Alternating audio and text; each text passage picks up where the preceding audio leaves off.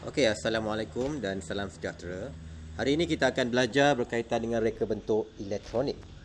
Untuk standard pelajaran 2.4.3 menghasilkan lakaran reka bentuk lita elektronik. Jadi dalam tempoh PKP ini kita tetap boleh menghasilkan lakaran lita dengan menggunakan beberapa perisian khas, contohnya Proteus, Edison, Workbench. Okey, untuk membuat lukisan skematik dan simulasi. Okey. Tapi dalam pembelajaran kita mungkin kita akan menggunakan Tinkercad sahaja untuk menghasilkan lita simulasi. Okey, pertama sekali dalam menghasilkan lakaran ada beberapa jenis lakaran. Pertama sekali ialah lakaran gambar rajah blok, di mana anda akan melukiskan beberapa segi empat tepat, iaitu segi empat yang pertama ialah input, segi empat yang kedua ialah proses, dan segi empat yang ketiga ialah output. Di mana di tengah-tengah itu untuk kotak proses kita akan ada bekalan kuasa untuk dia menghasilkan lampu, nyalaan LED dan sebagainya ataupun buzzer. Okey, itulah bentuk dalam rajah blok. Dalam bentuk lakaran lita skematik, lakaran lita reka bentuk lita skematik menggunakan simbol komponen yang telah ditetapkan, yang standard lah. Lakaran ini menunjukkan aliran kendalian suatu lita elektronik.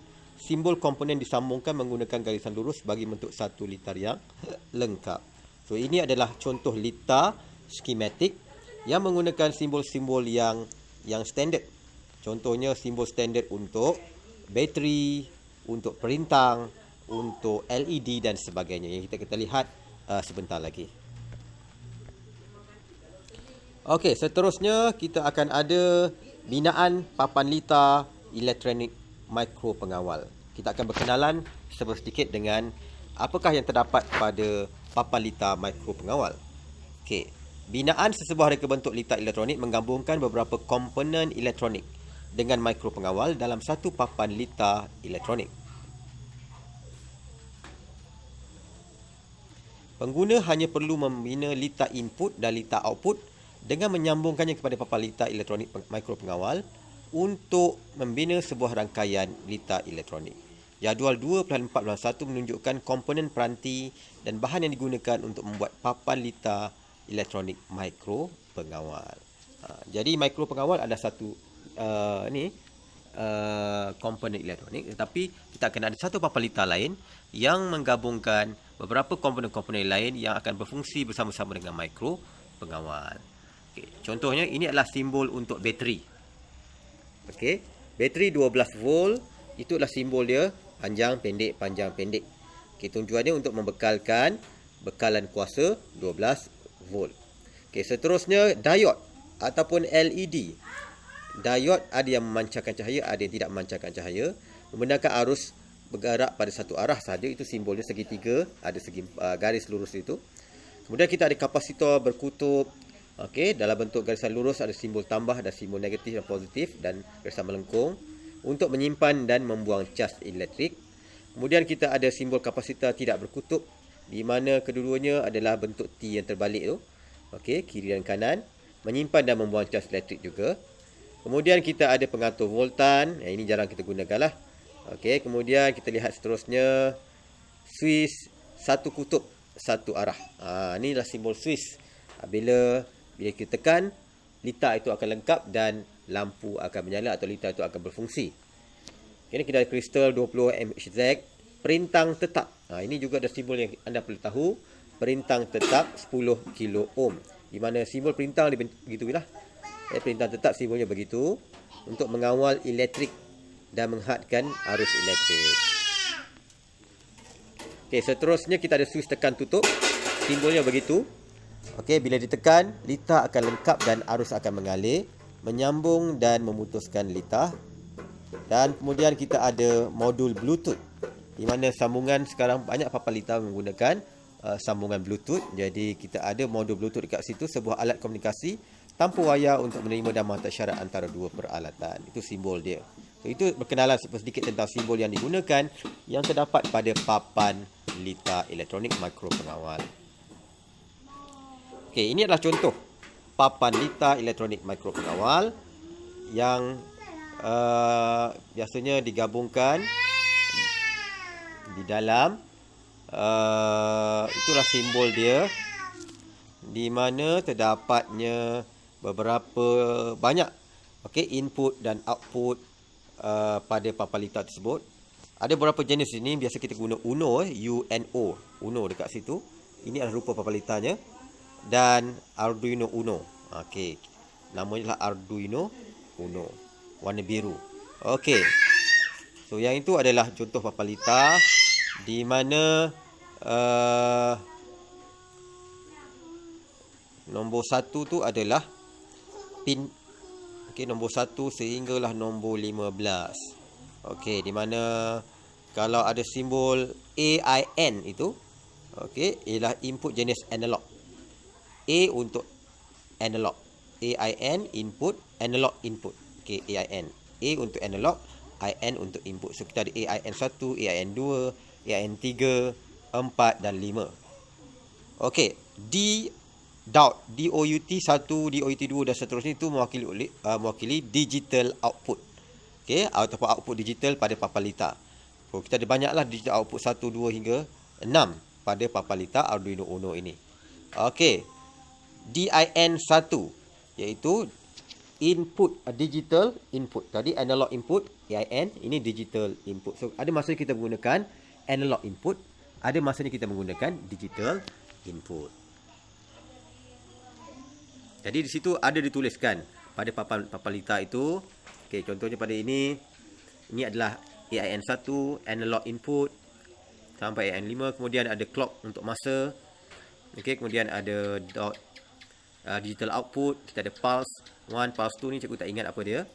Kemudian kita ada digital input 1, 2, 3, 4, digital output. So ada banyak port-port untuk kita sambungkan kepada litar kita.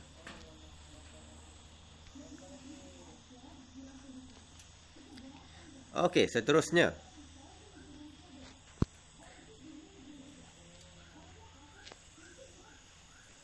Lakaran gambar rajah blok pengoperasian diod pemancar cahaya berkelip. Ini yang paling simple lah untuk menghasilkan satu diod pemancar cahaya berkelip. Kalau dulu je kita belajar, kita menggunakan bateri untuk menyambungkan litar sehingga litar menyala. Tetapi dalam teknologi sekarang ini kita tinggal sambung-sambungkan sahaja, dan itu membolehkan dia lebih fleksibel. Kerana kalau kita dah bateri, dia melekat tetap di situ. Tetapi jika ini kita hanya boleh tanggal dan cabut pada bila-bila masa, dan untuk buat penyambungan yang baru, lebih menjimatkan masa. Jadi switch tekan tutup input dia. Kemudian kita ada mikro pengawal untuk memproseskan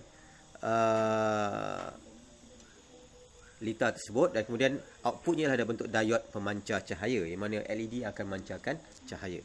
Dan pastinya kita menggunakan begalan kuasa 12 volt iaitu bateri tersebut. Inilah contoh dia lah. Dalam gambar rajah ini, inilah contoh bagaimana suatu lampu LED itu dinyalakan menggunakan papan litar elektronik mikro pengawal. Inilah contoh lakaran litar elektronik diod pemancar cahaya berkelip mengikut selang masa yang ditetapkan. Contohnya kalau lampu yang kita pasang di rumah ketika waktu perayaan, lampu itu berkelip mengikut masa yang telah ditetapkan. So inilah contoh litarnya. Ini adalah simbol mikro pengawal tadi, papan litar mikro pengawal tadi. Dan dalam bentuk lukisan skematik. Kemudian itu adalah sambungan-sambungan dia. Cukuplah untuk sekadar anda faham. Di sini ada switch tekan tutup di atas itu, ada perintang yang menghalakan ke bumi, ada perintang yang menghalakan LED. Perlu diingat di sini, apabila ada LED yang pemancar cahaya ini, diod pemancar cahaya ini, perlu ada perintang sebelum LED tersebut untuk mengelakkan LED itu cepat rosak. So kita ada litar input, litar output. Anda cuma ingat sikit-sikit je lah bagaimana lakaran litar ini. Apabila diminta, ini litar apa sebenarnya, agak-agak lah.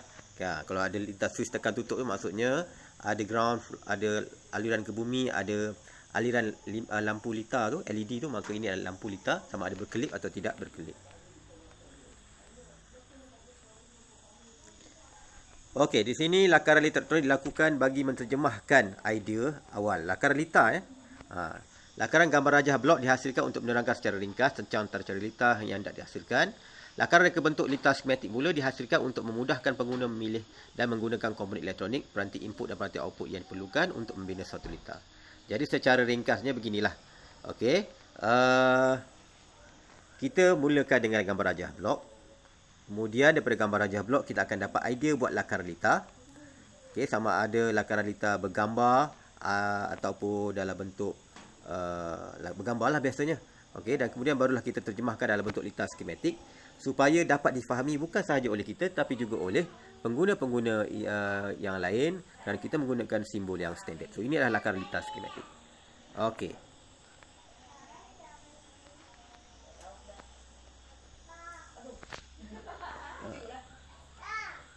Ini adalah lakaran lita bergambar. Okey, lakaran lita bergambar di mana kita ada papan lita elektronik mikro pengawal Arduino Uno, kemudian disambungkan kepada perintang. Okey, nampak jelas dalam bergambar ni. Ada LED pemancar cahaya, kemudian dia ada aliran ke bumi, kemudian kita ada switch tekan tutup yang ni, switch tekan tutup. Kemudian ada perintang lagi. Okey, kemudian disambungkan kepada mikro Uno pengawal pada bateri 5 volt. Ini adalah bentuk lita bergambar.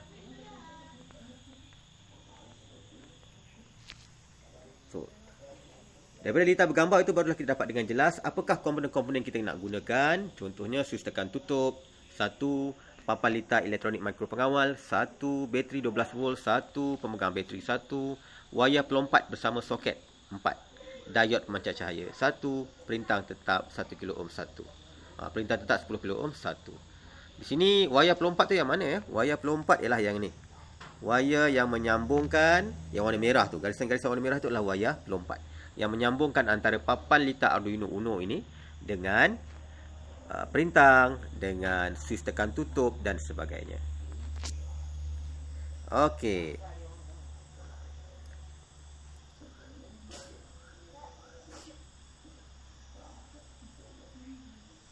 Itu ada info ekstra di situ. Komponen ialah menjalankan fungsi-fungsi tertentu untuk melengkapkan suatu rangkaian lita. Komponen-komponen contohnya diod LED, okey, diod pemancar cahaya, perintang. Peranti pula ialah perkakasan yang boleh menghasilkan isyarat atau menukar isyarat untuk menyampaikan maklumat. Contohnya lampu lita berkelip. Itu adalah satu peranti. Okey, tetapi di dalamnya ada komponen-komponen yang menghasilkan peranti tersebut iaitu diod, LED dan sebagainya. Okey, ini adalah lakaran lita elektronik bagi lampu kawalan penderia cahaya yang menggunakan peranti input analog. Okey, maksudnya apabila ada penderia cahaya ni maksudnya apabila ada dia peka kepada cahaya, sama ada malam ataupun siang. Okey, itu adalah lakaran gambar rajah bloknya, penderia cahaya, ada mikro pengawal, ada geganti dan ada lampu LED 12 volt. Bezanya. Okey, anda kena ingat yang ni. Kalau yang ni tadi yang ni tadi cuma ada mana tadi?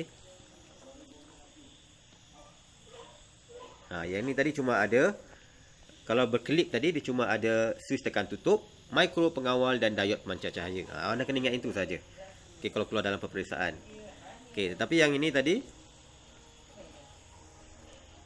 okey, dia ada penderia cahaya, ada mikro pengawal, ada geganti dan ada lampu. Ini adalah untuk lampu kawalan penderia cahaya.